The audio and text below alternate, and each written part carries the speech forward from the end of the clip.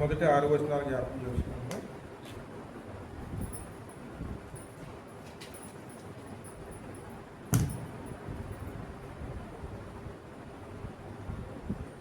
ఏడు 750 పేజీలు విజయయోతాము 11వ అధ్యాయం మొదటి నుంచి. ఇశ్రాయేలు బాలుడై ఉండగా నేను అతని ఎడల ప్రేమ కలిగి నా కుమారుని ఐగుప్తు దేశములో నుండి పిలిచితిని. ప్రవక్తలు వారిని పిలిచినను బయలుదేవతలకు వారు బలులు నర్పించిరి, విగ్రహములకు రూపం వేసిరి. ఎఫ్రాయిమును చెయ్యి పట్టుకుని వానికి నడక నేర్పిన వాడను నేనే, వారిని కౌగిలించుకున్న వాడును నేనే వారిని స్వస్థపరిచిన వాడినైనాను. ఆ సంగతి వారికి మనసున పట్టలేదు. ఒకడు మనుషులను తోడుకుని పోవునట్లుగా స్నేహబంధములతో నేను వారిని బంధించి ఆకర్షించి తిని. ఒకడు పశువుల మీది కాడిని తీసినట్లు నేను వారి కాడిని తీసి వారి ఎదుట భోజనము పెట్టి తిని. ఐగుప్తు దేశమునకు వారు మరలా దిగిపోరు గాని నన్ను విసర్జించినందున అశ్షూరు రాజు వారి మీద ప్రభుత్వము చేయును. హల్లెలూయా. ఎందుకంటే ప్రభువు మాట్లాడినటువంటి మాటలండి అందని. ఇశ్రాయేలు బాలుడై ఉండగా నేను అతని ఎడల ప్రేమ కలిగి నా కుమారుని ఐగుప్తు దేశంలో నుండి పిలిచితిని. ఇప్పుడు ఇదే అధ్యాయంలో 4వ అధ్యాయం కూడా 4వ అధ్యాయంలో మొదటి చూడమని 4 వచనాలు 3 వచనాలు చూడమ్మ.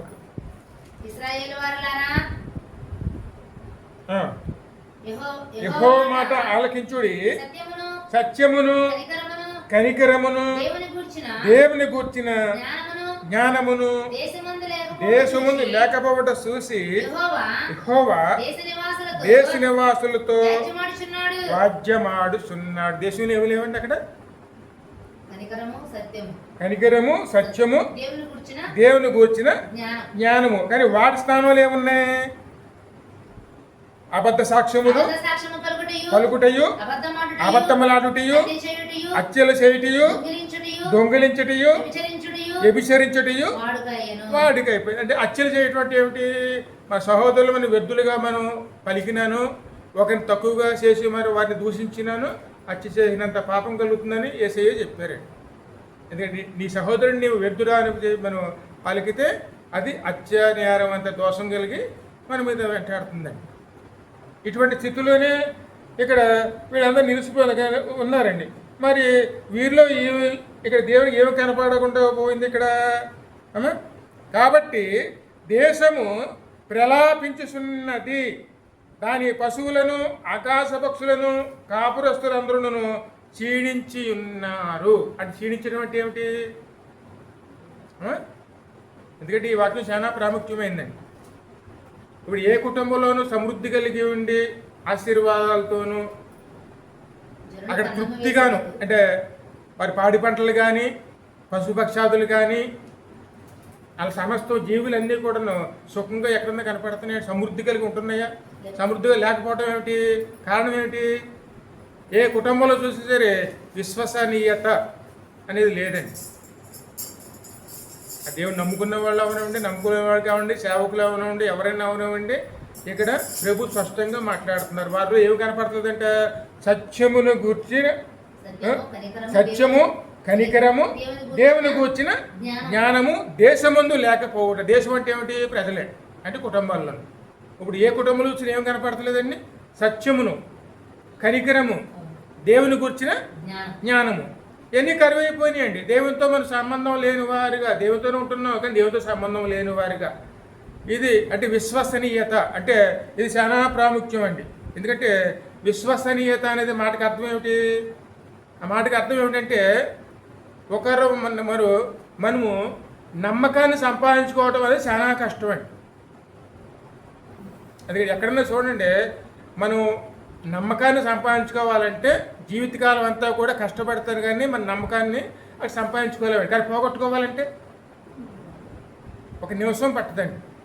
కానీ ఒకసారి నమ్మకం అంటూ పోయిందంటే ఇక్కడ ఇంకా మనం ఆ నమ్మకాన్ని మనం సంపాదించుకోవాలంటే మనం ఏం చేసినా సరే మన మీద విశ్వసనీయత అనేది వాళ్ళు దొరకదండి. ఎందుకంటే ఎవరు నమ్మరు, వాళ్ళు అంతేనండి అన్న మాట పడిపోతుందండి. అది ఎందుకంటే విశ్వసనీయత అనేది దేవుని యొద్ద మనం సంపాదించుకోవాలి. ఎందుకంటే ఆయన అంటున్నారు కదా, నేను అక్కడ ఇశ్రాయేలు బాలుడై ఉండగా నేను ఇశ్రాయేలు బాలుడై ఉండగా నేను ఐగుప్తు నుంచి ప్రేమ కలిగి నా కుమారుని ఐగుప్తు దేశంలో నుండి పిలిచి ఆయన ఎక్కడి నుంచి తీసుకొచ్చారు? ఆయన ఐగుప్తు దేశం నుండి బానిసత్వంలో ఉంచాడు.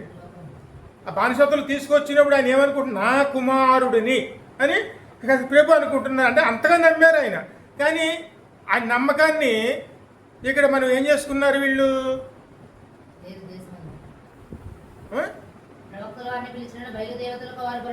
ప్రవక్తలు అంటే ఎవరు? అహరోను, మోసే అంటే సేవకులు. సేవకులు పిలిచినను వారి పిలుపుని ఆలకిస్తున్నారా? వారి పిలుపు మీద గౌరవం ఉన్నదా? అక్కడ దేవుని గురించి జ్ఞానం ఉన్నదా? సత్యం అంటే సత్యాన్ని ప్రేమిస్తే అది మన స్వతంత్రులు చేస్తుందండి. కానీ ఆ సత్యము అనేది ఎంత మాత్రం ఎరగని వారి కింద, కనికరమే లేని వారి కింద. కనికరం అంటే ఏమిటి? జాలిగుణం అండి. ఎందుకంటే దేవుడు మన కనికరం కలిగేవారు కాబట్టి మనం ఉన్న స్థితిని చూసి ఆయనే కనికరపడి ఆయనే మన కోసం వచ్చి తన ప్రాణాన్ని పెట్టడానికి కూడా సిద్ధపడ్డారండి. ఆనాడు ప్రభు దిగి వచ్చారంటే ఆయన కనికర సంపన్నుడు కాబట్టి వారి ఉన్నటువంటి స్థితులను చూసి వారిని విడిపించడానికి ఆయనే కింద దిగి వచ్చారు. కానీ ఇక్కడ ఆ కనికరాన్ని మనం చూపించగలుగుతున్నామా? ఇక్కడ అంటే ఎదుటివారు బాధల్లో ఉన్నప్పుడు ఆ బాధల గురించి మనం పట్టించుకునే వారిగా ఉన్నామా? వారి గురించి ఆలోచిస్తున్నామా? ఈరోజు ఎంత దిగజారిపోతున్నాయంటే పక్కింటి వాళ్ళు ఎవరో చనిపోతే ఎదురింటి వాళ్ళు కూడా పోయి ఉండి చూసి శుభ్రంగా భోజనాలు చేసి కూర్చుని ఉంటున్నారు, కానీ వెళ్ళి పలకరించి వాళ్ళు కనపడరండి. వాళ్ళగా మనకు సంబంధం లేనట్టుగా ప్రవర్తిస్తూ ఉంటున్నారు. చాలా చోట్ల అంతేనండి. వాళ్ళకి మనకు సంబంధం లేదు, వాళ్ళింట్లో దుఃఖం ఉంది, కానీ ఆ దుఃఖం ఉన్నప్పుడు కూడాను వారిని ఓదార్చాలన్న ఆలోచన, కనీస జ్ఞానం కూడాను ఎంత మాత్రం కనికరం లేదు. అసలు కనికరం అనేదాన్ని మర్చిపోతున్నామండి. మరి ఇంక దేవుని వాక్యమైన సత్యాన్ని ఎప్పుడో పక్కన పెట్టేసాం. ఎందుకంటే ఇప్పుడు ఎంత దురదృష్టకరం అంటే సంఘంలో ఉన్నాం, కానీ ఒక సంఘంలో ఒకరికి దుఃఖం కలిగినప్పుడు మిగతా వాళ్ళందరూ కలిసి ఓదార్చగలుగుతున్నారా? లేదమ్మా, తక్కువ. ఒక్కో సంఘం అయితే మొత్తం వదిలిపెట్టేస్తున్నారు, అసలు పట్టించుకోవటం లేదు. అసలు సంఘంలో వారు కానట్టుగా వారు విడిచిపెట్టేస్తున్నారండి. ఎందుకంటే సత్యము దేవుని వాక్యం మీద గౌరవం లేదు. మరి ఎన్ని లేనప్పుడు మనమే దేవునికి నమ్మకం కలుగుతున్నదా? లేకపోతే నమ్మకాన్ని పోగొట్టుకుంటే మనం ఇంక దేవుని మన కార్యాలు ఎలా చేస్తారు?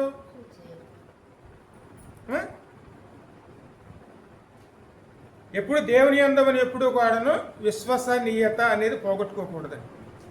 దేవుడు మనలో చూసి దేవుడు అంటేనే ఆయన నమ్మాలి, మనం పరిపూర్ణంగా నమ్మాలి. నమ్మి ఏం చేయాలని? ఆయనతో కలిసి నడవటానికి మనం ముందుకు వెళ్ళేవారునే ఉండాలి. ఆ నమ్మకం మనలో లేదనుకోండి, ఆయనతో నడుస్తున్నాం అనుకుంటున్నాం, కానీ మన లోకాన్ని వదిలిపెడుతున్నామా? ఎంతవరకు లేదండి. ఏదో అలవాట్లోగా వచ్చి చేసినట్టుగా మనం చేసుకుంటే పోతున్నాం, కానీ మన పక్కన దేవుడు ఉన్నాడు అన్న జ్ఞానం. అందుకే దేవుడు ఉన్నాడు, మన పక్కన దేవుడు ఉన్నాడంటే మన ప్రవర్తన అంతట్లో కూడా మనం జాగ్రత్త కలిగి ఉంటామండి. కానీ ఆయన గురించి మరి పట్టించుకోని వారి కింద మన ప్రవర్తన విషయంలో పట్టించుకోకున్నప్పుడు ఇంక ఆయనకి మన మీద ఎటువంటి విశ్వాసం ఉంటుంది? మరి మన ద్వారా కార్యాలు ఎలా చేస్తారండి?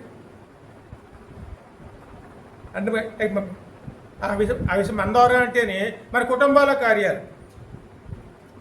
అంటే ఒక కుటుంబం ఆశీర్వించబడాలంటే దేవుని ఆశీర్వాదం లేకుండా జరుగుతుందా? ఆశీర్వాదం జరగాలంటే దేవుని కార్యాలు జరగాలి. దేవుని కార్యాలు జరగాలంటే ఆ నమ్మకాన్ని మనం అక్కడ నిలబెట్టుకోగలుగుతున్నామా? అంటే దేవుడి కార్యాలు జరగాలి. దేవుడి కార్యాలు జరగాలంటే దేవుడికి మన మీద ఉన్న నమ్మకం ఏమిటి? ఎందుకంటే విశ్వసనీయత గలవారి కోసం ఆయన చూస్తూ ఉన్నారు. కనీసం దేవునికి జ్ఞానం అనేది కూడా ఎంత మాత్రం కనబడిన రోజులు వచ్చి. అందుకే అక్కడ రోమిల్లో ఉంటుంది మొదటి అధ్యాయంలోనూ 28 నుంచి అనుకుంటా.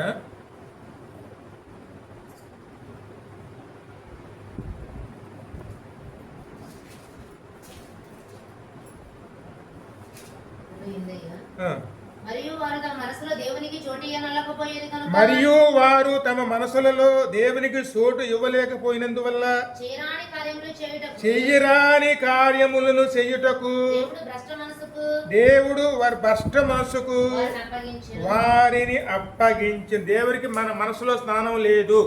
మన మనసులో దేవునికి స్థానం లేనప్పుడు ఆ స్థానంలోకి ఎవరు వస్తారు?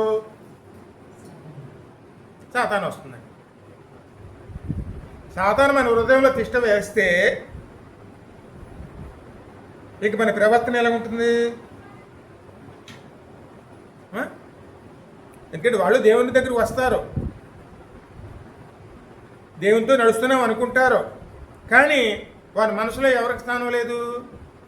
దేవునికి స్థానం లేదు. కాబట్టి దేవుడు అంటే భయం లేదు, భక్తి లేకుండా అంటే ఉందనుకుంటున్నాం, కానీ ఆ నిజమైన ఒక భక్తి భయం అనేది మనలో ఉంటే మన ప్రవర్తన అంతా కూడాను మనం జాగ్రత్తగా ఉంటామండి. ఎందుకంటే ఆయన సన్నిధానంలో మనం ఉన్నప్పుడు, లేకపోతే ఆయన మనతో ఉన్నప్పుడు మన ప్రవర్తనలో కానీ ప్రతి ఒక్క విషయంలో కూడా మనం జాగ్రత్త కలిగి ఉండేవారమే ఉంటాం, దేవుడి జ్ఞానం కలిగి ఉంటాం. కానీ మన మనసులోకి ఆయన స్థానం లేనప్పుడు ఇప్పుడు మన మనసు మనం కోరుకున్న దానికి దేవుడు అప్పచెప్పేస్తారండి. అప్పచెప్పేస్తే సాతాను వచ్చి మనలో చెష్ట వేసాడంటే అక్కడ ఏం జరుగుతుంది? ఆ మాట కింద ఉంటుంది చూడమ్మ. అట్టివారు సమస్తమైన దుర్నీతి చేతను, దుష్టత్వము చేతను, లోపము చేతను, ఈర్ష చేతను నిండుకొని మస్తరము, నరహత్య, కలహములు, కపటములు, వైరములు వాటితో నిండిన వారే కొండిగాండ్రలను, అపవాదుకులను, దేవదూషణలను, హింసకులను, అహంకారులను, బెంకములాడువారును, చెడ్డవాటిని కల్పించువారునై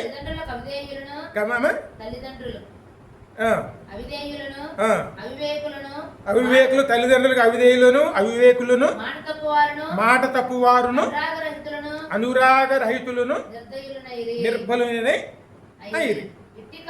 ఇట్టి కార్యములను అభ్యసించేవారు మరణమునకు తగినవారు. మరి ఈ కార్యాలన్నీ జరగడానికి కారణం ఎవరు? దేవునికి మనలో స్థానం లేదండి. మన హృదయంలో దేవునికి స్థానం అనేది మనం ఇవ్వలేదు. ఇచ్చేమనుకోండి ఆయన భయము ఉంటుంది, భక్తి ఉంటున్నది, ఆయనతో కలిసి నడిచేవారు మనం ఉంటాం. కానీ ఆయనకు మన స్థానం ఉన్నప్పుడు ఖచ్చితంగాను ఆయన ఆత్మ తప్పుకుని ఆ స్థానంలోకి ఎవరు వస్తూ ఉన్నారండి? ఇక్కడ సాతాను వస్తుంది.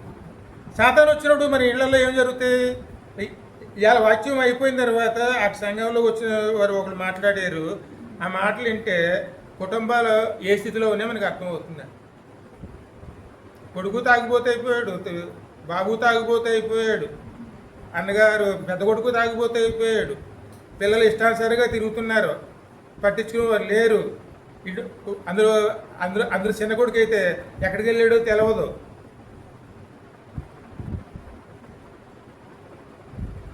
ఆవిడ ఏమైనా బాధపడి ఏమైనా అంటే ఆవిడ పట్టు కొట్టడం. ఇంట్లో ఏం జరుగుతుంది? ఇక్కడికి అందరు దేవుని మందిరానికి వెళ్ళేవాళ్ళే.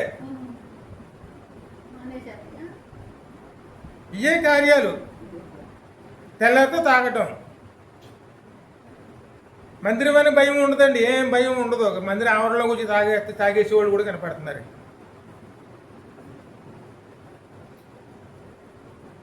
ఇవన్నీ రావడానికి కారణం దేవుడికి మన మనసులో స్థానం ఇవ్వకపోవటం అండి. అంటే దేవుని వాక్యానికి మన మనసులో స్థానం లేదండి. లేనప్పుడు మరి దేవుని కార్యాలు మనలో ఎలా జరుగుతాయి? ఎప్పుడైతే లోకానికి స్థానం ఇచ్చామో, లోకాధికారి ఎవరు? సాతానుకి మనం ఎప్పుడైతే ఇచ్చామో వాడి కార్యాలు మనలో జరగడం మొదలవుతాయండి. అంటే వాడి కార్యాలు ఏమిటి? తాగుబోతులుగా చేయటం, తిరిగిపోతులుగా చేయటం, ఇలాగా ఈ రకంగా తల్లిదండ్రులను అవిధేయులుగాను, కుటుంబానికి అంతా విరోధులుగాను, అక్కడికి వచ్చేటికి అన్ని రకాలుగా భ్రష్టులు అయిపోయి కుటుంబాన్ని ఎక్కడ తీసుకెళ్ళిపోతారండి?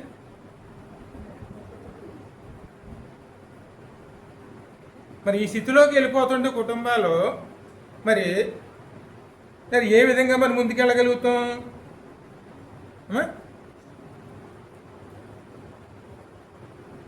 అందుకే మనలో ఎప్పుడూ కూడా మనం ఉండవలసింది దేవుని యందు భయము, భక్తి. ఈ రెండిట్లో కుటుంబంలో ఉన్నప్పుడే కుటుంబం ఎప్పుడు కూడా దేవుని కాపుదల్లో ఉంటుందండి.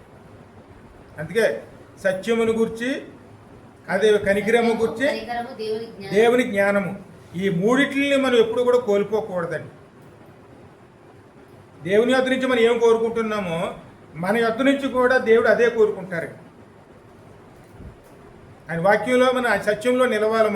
ఆయన మన ఎడలు కనికరించారు కాబట్టి మనం కూడా ఇతరుల ఎడల కనికరించేవారునే ఉండాలి. అదేవిధంగా దేవుని గురించి జ్ఞానం, ఆయన ఏం మాట్లాడుతున్నారో మనం అర్థం చేసుకునే జ్ఞానం, ఆయన వాక్యం అనేది మనం ఎప్పుడు కూడా మన మనసులో పెట్టుకుని దాన్ని భద్రపరుచుకునే జ్ఞానం, నీ కలిగి ఉన్నదానిని గట్టిగా పట్టుకొనుము అని ప్రభువు చెప్పారు. దేవుడు వాక్యాన్ని ఇచ్చారు. ఆ వాక్యం ఏడలో మన శ్రద్ధ, ఆ వాక్యం భద్రపరుచుకోవటం, అవన్నీ ఆ జ్ఞానం మనం భద్రపరుచుకోవటం.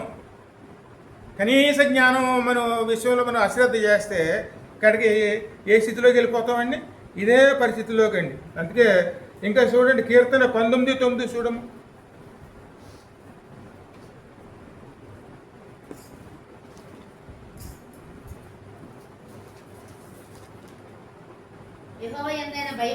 యెహోవా యందైన భయము పవిత్రమైనది, అది నిత్యం. ఎందుకంటే యెహోవా యందు భయము చాలా పవిత్రమైనది. ఎందుకంటే ఆ భయం మనకు ఉందనుకోండి, పాతాళానికి వెళ్ళం మనం. ఎందుకంటే పాపంలో పడవండి. ఎందుకంటే ఆయన ఎందుకు భయం ఉందో, మనకి భక్తి ఉన్నది. ఆ భయం భక్తి ఏం చేస్తుంది? మన పాపం చేయనివ్వదు. అటువంటి స్థితిలోకి వెళ్ళినప్పుడు ఆ భయం మనల్ని దాంట్లో విడిపిస్తుందండి. అందుకే యెహోవా యందు భయము పవిత్రమైంది, అది నిత్యము నిలుసును. యెహోవా న్యాయ విధులు సత్యమైనవి, కేవలము న్యాయమైనవి. ఆయన విధులు, ఆయన కట్టడలు, ఆయన మాటలు, ఆయన సన్నిధి, అవన్నిట్లో మనం ఎప్పుడు కూడా మనం కాపాడుకుంటున్న వారమునే ఉండాలి. వాటిలో నిలిచి ఉండాలండి. నిలిచి ఉంటేనే ఈ రోజుల్లో కుటుంబాలు భద్రంగా ఉంటాయి. ఎందుకంటే మనకు దేవుడు ఒక బాధ్యతను ఇచ్చారు. అందుకని ఆదికాండం 7వ అధ్యాయంలో స్పష్టంగా కనపడుతుంది. ఆదికాండంలో 1వ అధ్యాయంలో ఉంటుంది. ఇది 7వ అధ్యాయంలో 1వ వచనంలోను,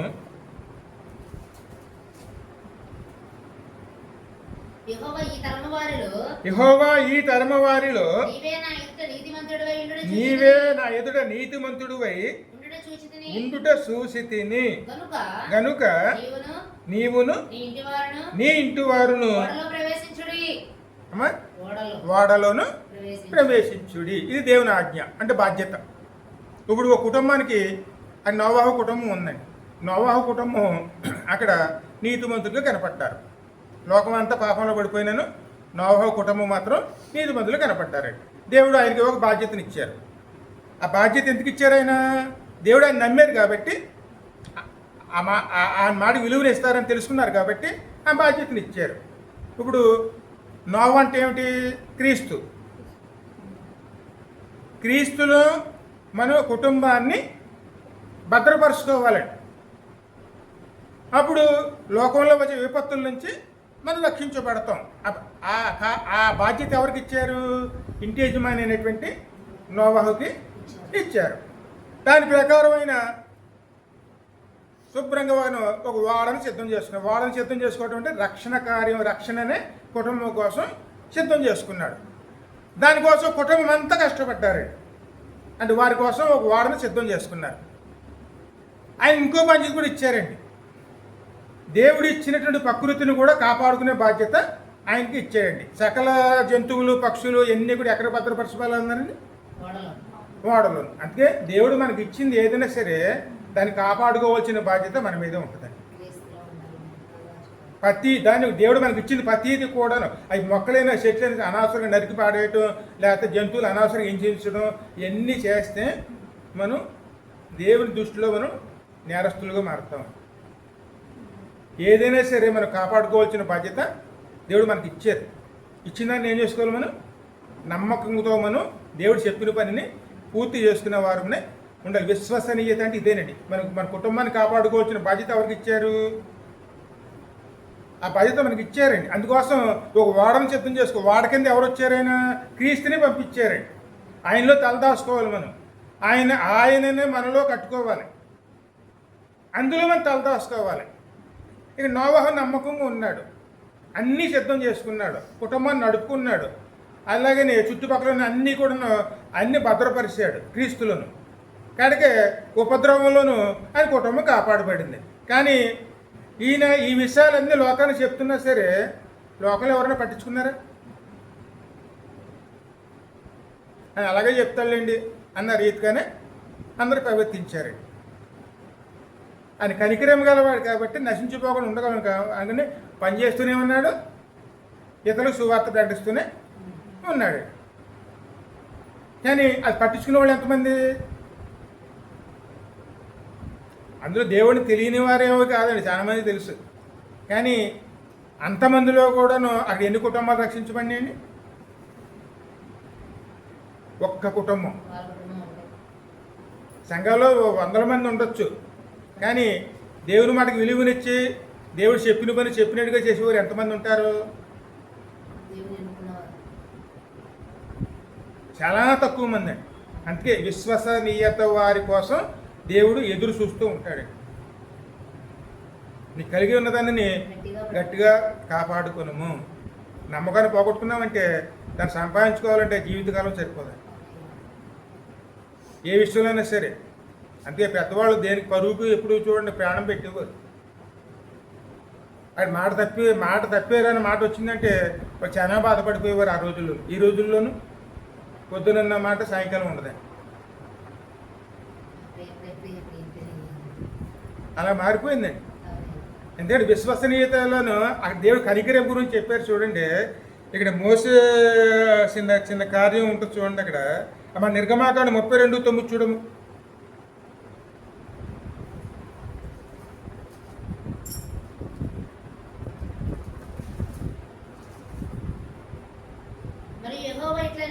మరియు యెహోవా ఇట్లనెను, నేను ఈ ప్రజలను చూసి ఉన్నాను.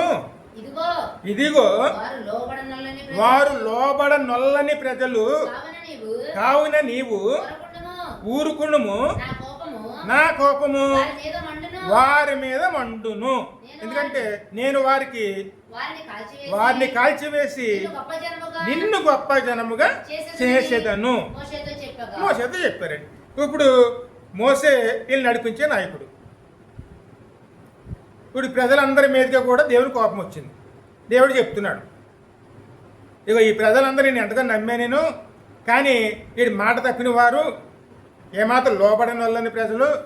నేను ఎందుకంటే పరలోకం దిగి వచ్చిన దాన్ని నడిపించినా సరే పగలు మేఘస్తంభంగా రాత్రి అగ్నిస్తంభంగా ఆయనే వచ్చి ముందుండి నడిపించినా సరే అక్కడికి ఆపదలోను ఆయనే పై దాటిచ్చినా సరే కనుక చేదు ప్రదేశంలోకి వచ్చినప్పుడు మధురంగాను ఆయన మార్చినా సరే, ఆహారం కోసం మన్నాను కురిపించినా సరే, నీరు సమృద్ధిగా నీరుని కొండలోని ఇచ్చినా సరే, ఎన్ని చేసినా సరే వారు తమతో ఉన్న దేవుడిని నమ్మారండి.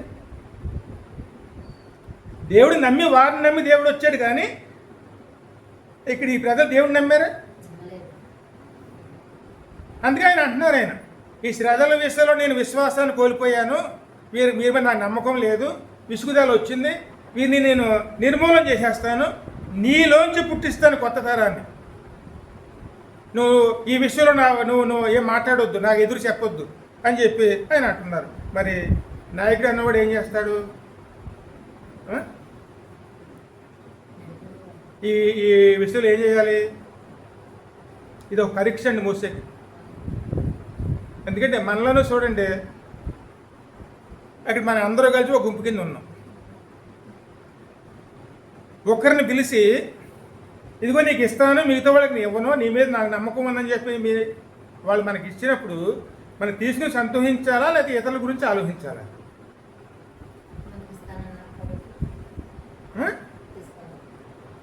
తీసుకుంటారు. మరి తీసుకుని నడిపించే బాధ్యత దేవుడు నీకు ఇచ్చినప్పుడు వారి అది పొందుకోలేకపోయినప్పుడు మరి వారి గురించి ఆలోచించవలసిన బాధ్యత ఎవరిది? ఆ నాయకుడికే ఈ పరీక్ష పెట్టినప్పుడు ఇక్కడ ఆ విషయంలో ఏం చేయాలి? ఆయన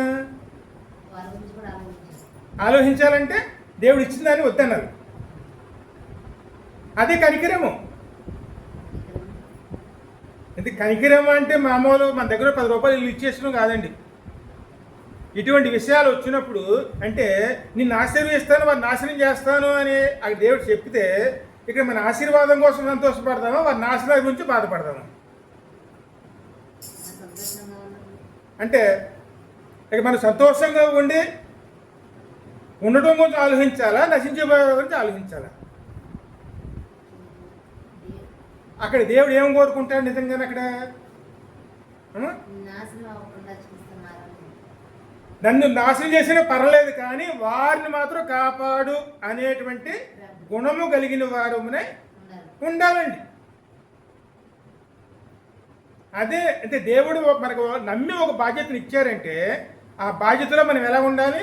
ఎదుటి వారి క్షేమానికి మనం ప్రాణం పెట్టేవారునే ఉండాలి. ఎందుకంటే ఈయన నిన్ను ఆశీర్వదిస్తాను వారిని నాశనం చేస్తాను అంటున్నారు. ఆ విషయంలో సంతోషంతో ఒప్పుకుని వాళ్ళంతే చేసి నాశనం చేసే నాలోంచి పుట్టించని చెప్పాను ఆ మాట అన్నాం అనుకోండి, ఇంక దేవునికి మన మీద నమ్మకం ఎలాగుంటుంది?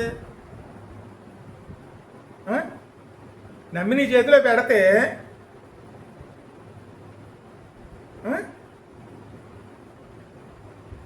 ఆ ఆలోచన కన్నా మనకు వస్తే ఇంక మనలో కనికరం ఏది? అందుకే ఆయన అన్న దేశంలో ఏమి లేకుండా పోయిందండి. సత్యము కనికరము దేవుని యొక్క జ్ఞానము. అది కనికరం అంటే ఇదేనండి. మన క్షేమం కాదు, మన ఆశీర్వాదం కాదు. దేవుడు మనకు ఒక బాధ్యతను ఇచ్చారు. వారి క్షేమం కూడా కోసం మనం ప్రాణం పెట్టుకునేవారు అదే కనికరం అండి. నేను ఏమైపోయినా పర్లేదు కానీ నాకు అప్పగించిన పనిని నువ్వు పూర్తి చేయాలి, వారిని కూడా కాపాడాలి. ఆ కనికరం ఎవరిలో ఉండాలండి? ఇది మనలో ఉండాలి. ఆ ఉన్నప్పుడు దేవుడు ఖచ్చితంగాను ఆ కుటుంబ బాధ్యత ఖచ్చితంగా దేవుడు తీసుకుంటారు. అటువంటి వారి కోసమే దేవుడు ఎదురు చూస్తున్నారు. ఎందుకంటే సత్యము అంటే దేవుని నీతి ఉండాలి, దేవులోనే కనికరము. మనం ఏ స్థితిలో ఉన్న సచ్చిన వారమై ఉన్నప్పుడు మనల్ని తన కుమారుడితోనూ మనల్ని బతికించారండి. మరి అటువంటి కనికరము కలిగి ఉండేవారు అనేక మంది నశించిపోతుంటే వారి కోసం ప్రయాసలు పడుతూ మన దేవుని ఆయన ప్రధేయపడేవారునే ఉన్న దేవుడు అవకాశం ఇవ్వచ్చు, కానీ అవకాశాన్ని వదులుకునేనా సరే వారు రక్షించుకునేవారునే ఉన్న అటువంటి కనికరం గల మనసు కలిగే వారి కోసమే దేవుడు ఎదురు చూస్తున్నారు. అనుభూజ్ఞానం, దేవుని అనుభూజ్ఞానంలో మనం ఎదిగేవారునే ఆ ఉన్నప్పుడే కుటుంబం క్రీస్తులో కట్టబడుతుంది. సకల ఆశీర్వాదాలకి వారు ఖచ్చితంగాను ఆయన ఆశీర్వదిస్తారండి. ఆ అర్హత మనకి దేవుడు మనకి ఇస్తారు. లోకం ఎలా ఉంటుంది అంటారేమో. ఈ ఒక్క వస్తువు చదువు ఇక మనం ముగించేసుకున్నాం. మత్తయి సువార్త 24 చూడ 32 37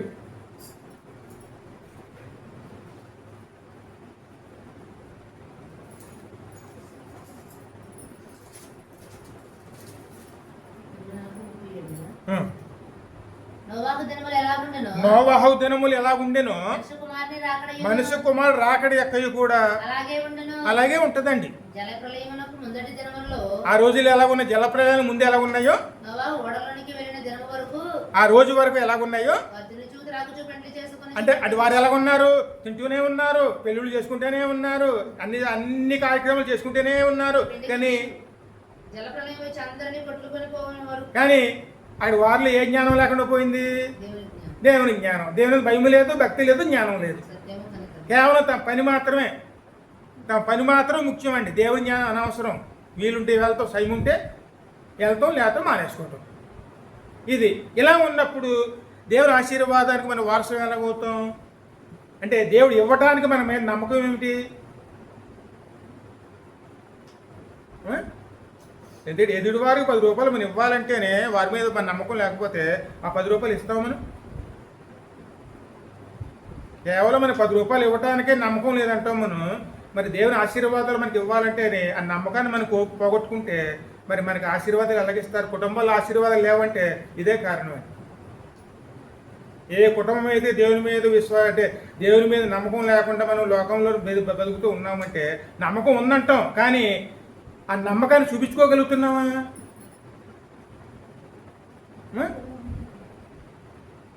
మరి ఆ రకంగా బతుకుతున్నప్పుడు ఇప్పుడు చెప్పండి, ఏ కుటుంబంలో దేవుని ఆశీర్వాదాలు ఉన్నాయి? అన్ని పనులు చేస్తాం కానీ ఇది దేవుని కుటుంబము అనే భయము భక్తి కలిగిన కుటుంబం ఎక్కడుంది?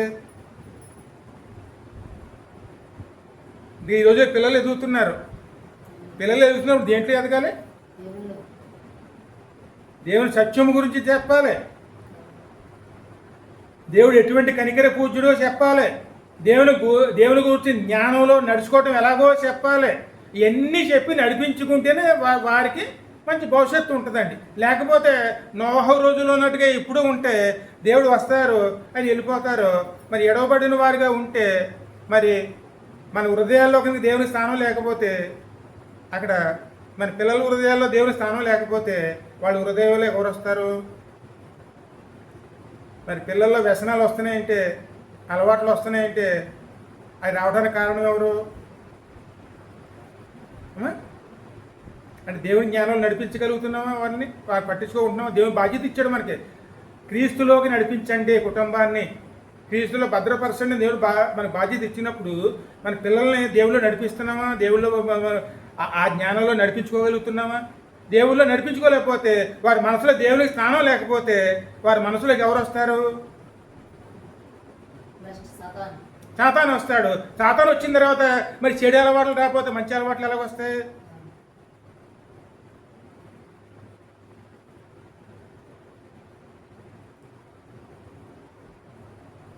ఎందుకంటే అందుకే ఇప్పుడు దేవుడి విశ్వసనీయత అనేది చాలా ప్రాముఖ్యమైనది.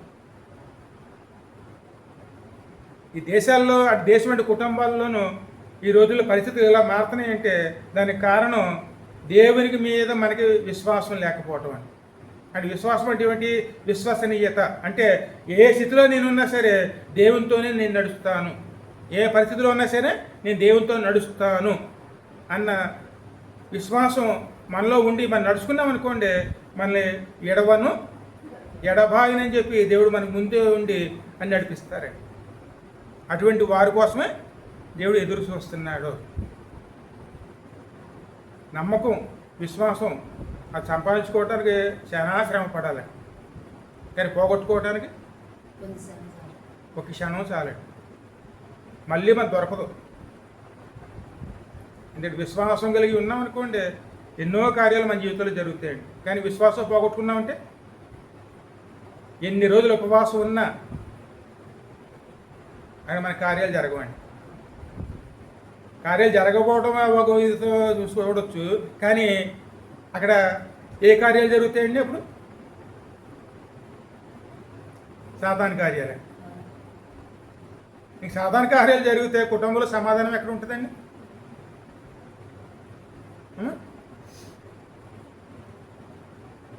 అందుకే భార్య మీద భర్తగా అనుమానాలతో తాగుబోతుల కింద ఇంకా అలా మన ఊరి మీద తిరుగుబాడటం, సమాధానం లేకపోవటం.